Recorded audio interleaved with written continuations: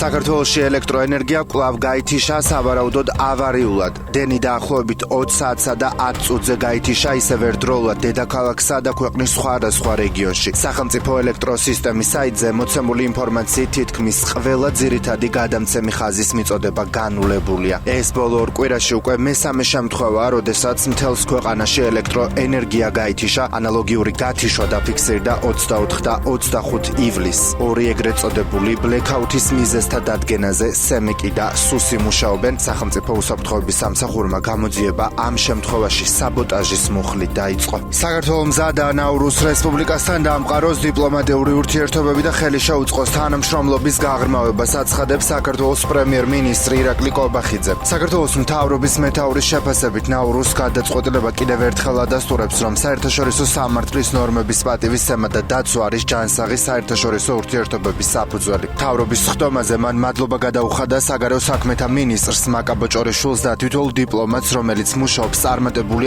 არაღიარების პოლიტიკის განხორციელებისთვის. კობახიძის შეფასებითვე საგარეო პოლიტიკური კუთხით გასული ორი თვე იყო საკმაოდ აქტიური საქართველოს მთავრობისთვის. კერძოდ, მან ისაუბრა შუა აზიის ქვეყნებთან თანამშრომლობის გაღრმავებაზე, მათ შორის ყაზახეთთან და უზბეკეთთან სტრატეგიული პარტნიორობის დამყარებაზე. რუსეთის პრეზიდენტმა ვლადიმერ პუტინმა დაამტკიცა შეთანხმება, რომელიც ოკუპირებული აფხაზეთის 2026-30 წლების სოციალურ-ეკონომიკური განვითარების სახელმწიფო პროგრამის ხელშეწყობას ითვალისწინებს. რუსული სახელმწიფო მედიის ინფორმაციით დოკუმენტის მიზანია სოციალურ-ეკონომიკური თანამშრომლობის შემდგომი სრულყოფა, ასევე მოსახლეობის ცხოვრების დონის, აფხაზეთის ეკონომიკური და საინვესტიციო აქტივობის ამაღლების ხელშეწყობა. აფხაზეთის ეგრეთ წოდებული მთავრობის ცნობით რუსული ფინანსური დახმარებიდან 2026 წელს 6 მილიარდი რუბლის, დაახლოებით 74 მილიონი დოლარის გამოყოფაა გათვალისწინებული. განათლების მინისტრმა გივი მიქანაძემ განაცხადა, რომ თუ კი სკოლის მოსწავლეების მშობლების შვილებს არ ჩააცმევენ სავალდებულო სასკოლო ფორმებს, აღზრდელობითი მექანიზმები ამოქმედდება. სასკოლო ფორმების შემოღება მთავრობის განათლების რეფორმის ნაწილია. ამ ცვლილებით ფორმა სავალდებულოა პირველიდან მე-6 კლასამდე მოსწავლეებისთვის. გივი მიქანაძის განცხადებით ფორმების გაყიდვა 1 სექტემბრიდან დაიწყება, როგორც საცალო, ასევე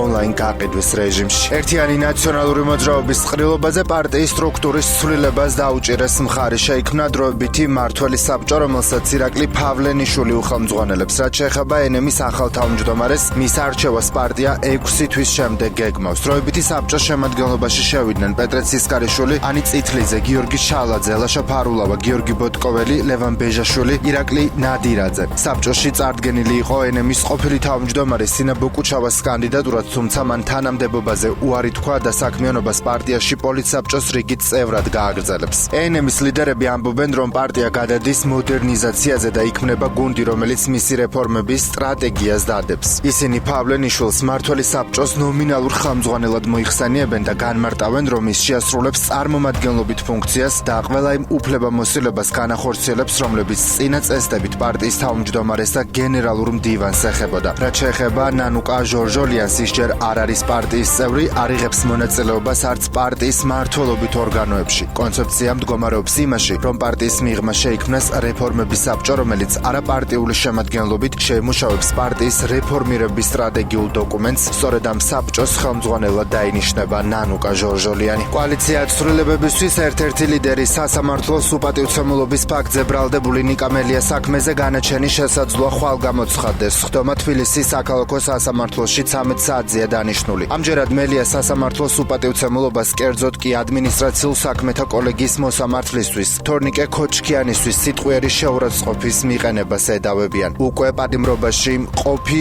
ოპოზიციონერი პოლიტიკოსის ეს ბრალი 2 წლამდე თავისუფლების აღკვეთას ითვალისწინებს. ტელეწამყვანმა ვახო სანაიამ, რომელიც Facebook-ში დაწერილი სტატუსის გამო 14 დღე დააპატიმრეს, მცხეთის დროებითი მოთავსების იზოლატორი დატოვა. ვერანერი პატიმრობა, ვერანერი ჯარიმა, ვერანერი დარბევა ჩვენზე ვერ მოახდენს იმ გავლენას, რაც ჩანაფიქრით შეიძლება ჰქონდეს ამ ქვეყნის დე-ფაქტო მმართველს. რამდენჯერაც არ უნდა ჩაგვსვან ციხეში, რა ჯარიმაც არ უნდა გამოწერონ, ჩვენი ბრძოლა გაგრძელდება, თქვა სანაიამ გათავისუფლების შემდეგ. დააკავეს უნგრელი ჟურნალისტი ლასლო რობერტ მეზესი. შინაგან საქმეთა სამინისტროში აცხადებენ, რომ აღნიშნული პიროვნება საქართველოში იმყოფებოდა კანონიერი საფუძვლის გარეშე და დარღვეული აქვს ქვეყანაში ყოფნის ვადები. აღნიშნულიდან გამომდინარე მიმდინარეობს პირის დააკავების პროცედურა უცხოელთა და მოქალაქეობის არ მქონე პირთა სამართლებრივი მდგომარეობის შესახებ, აცხადებენ სამინისტროში. ადვოკატ ადვოკატის ცნობით საქართველოში მცხოვრები უნგრელი ჟურნალისტი ლასლო რობერტ მეზესი დღეს დააკავეს და მიგრაციის დეპარტამენტის დროებითი განთავსების ცენტრში გადაიყვანეს. კიევსა და კიევის ოლქზე რუსეთის მორიგმა მასირებულმა შეტევამ, რომელსაც დიდი მსხვერპლი და მასშტაბური ზიანი მოჰყვა, ისევ აჩვენა, რომ უკრაინას საჰაერო თავდაცვის საშუალებებით უზრუნველყოფის გადაუდებელი საჭიროება აქვს.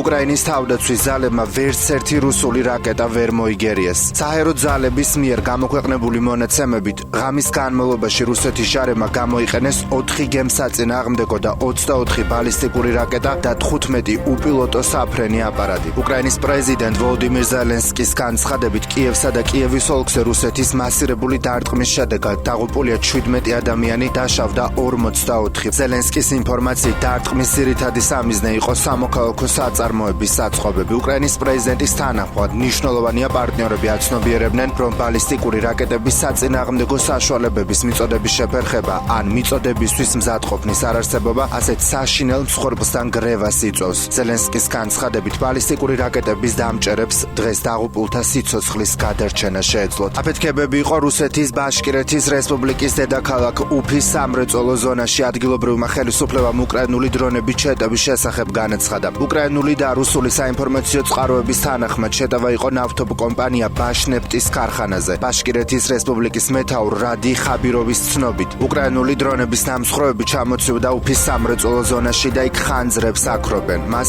არ დაუსახელებია კონკრეტული საწარმო ობიექტები. დღესვე უკრაინული უპილოტო საფრენი აპარატებით შეტევა იყო ონლაინ გაყიდვების უმსხვილესი რუსული კომპანია Wildberries-ის საწყობებზე ტულის ოლქში. დრონებით შეტევა და ხანძარი დაადასტურეს Wildberries-მა და ტულის ოლქის გუბერნატორმა. რუსული მედიის ინფორმაციით, ლოგისტიკის ცენტრი ტულის ოლქის ქალაქ ალექსინში მდებარეობს. როიტერსის ინფორმაციით, შეერთებული შტატები უკრაინისთვის პეტრიოტის საჰაერო თავდაცვის სისტემებთან დაკავშირებით მოლაპარაკებებს აგრძელებს, მიუხედავად იმისა, რომ პრეზიდენტ დონალდ ტრამპს ამ პროექტთან დაკავშირებით გარკვეული ეჭვები აქვს. წყაროების ცნობით, ერთ-ერთ განსახილველ ვარიანტად განიხილება მოდელი, რომლის მიხედვითაც პეტრიოტის სისტემის ცალკეული კომპონენტები უკრაინაში დამზადება, ხოლო მათი საბოლოო აწყობა ევროპის სხვა ქვეყნებში, მათ შორის გერმანიაში განხორციელდება. სააგენტოს ცნობით, ამ მიმართულებით მოლაპარაკებებს ხელმძღვანელობს ნატოში შეერთებული შტატების წარმომადგენელი მეთიუ იუტაკერი. როიტერსი წერს, რომ ის გასულ თვეს კიევშიც იმყოფებოდა, სადაც უკრაინის ხელისუფლებისა და თავდაცვის ინდუსტრიის წარმომადგენლებთან შესაძლო თანამშრომლობის ფორმატები განიხილა. ჩრდილოეთ კორეის სარაკეტო დანაყოფებმა დისლოცირება დაიწყო დასავლეთ რუსეთში და ის შესაძლოა შეიარაღონ 120 ბალისტიკური რაკეტით და 6 გამშვები მოწყობილობით უკრაინის წინააღმდეგ თავდასხმებისთვის. ამ ცნობას ავრცელებს სააგენტო როიტერსი უკრაინის თავდაცვის სამინისტროს სადაზვერვო სამმართველოს წარმომადგენლებზე დაყრდნობით, რომ რუსეთი ვორონეჟის რეგიონში გეგმავდა ჩრდილოეთ კორეის 90-მდე სამხედროს განთავსებას მისი 112 სარაკეტო ბრიგადის შემადგენლობაში. მისი სიტყვებით, ჩრდილოეთი კორეის დანაყოფის ზუსტი რიცხოვნობა და სხვა დეტალები საბოლოოდ უნდა შეთანხმდეს მოსკოვსა და ფხენიანს შორის მომავალ თვეში დაგეგმილ უმაღლესი დონის მოლაპარაკებებზე. უკრაინის ხელისუფლებამ ბრალი წარუდგინა ყოფილ